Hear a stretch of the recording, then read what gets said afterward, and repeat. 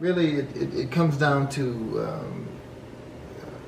for me, the, depending on the project, I like to study the artist. I like to study what the project is, what I'm going for as far as the sound, and then what I do is I do some research. You know, if I'm doing like say EDM type things, and I just kind of like sit down and just kind of vibe with just some EDM stuff. I listen to sounds, I listen to like arrangements, and then I figure out what makes it tick, what makes the DNA of it, and then try to understand structurally what's happening with the music. And then so like for a piece like this gospel piece I'm working on for the World Symphony for Peace project, you know, I'm going to be working with Dr. Clarence Jones, and so I wanted to make it a piece that's set to a certain period, like the civil rights time.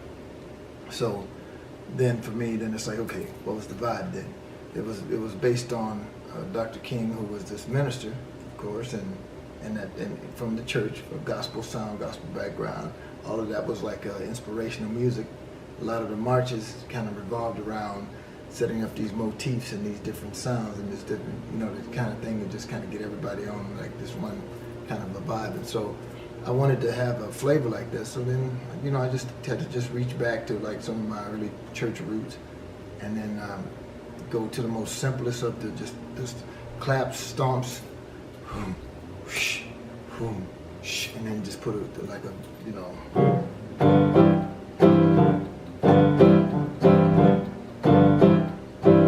You know, that cross between church and blues is like almost Ray Charles's, you know. So then it just really came down to like figuring out what the song calls for, and then just kind of like breaking it down. So well, I think a lot of times what you have with producers is they come with a sound, and so you want a Babyface sound, or you want a, you know, Teddy Riley sound, or whatever that person has, that becomes the sound.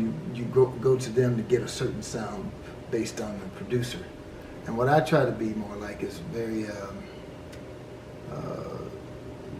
like you wouldn't know that I did it, because I can just kind of morph my sound depending on the project. Like if I wanted to do a orchestral piece for like a film score, then, you know, I want to be able to shift to that mode and then just understand how that goes. So I just, instead of trying to put my sound on top of everything, I just find out what the sound is and just try to create something out of that. I actually kind of dig the fact that, you know, you'd have to read the credits to know I did it.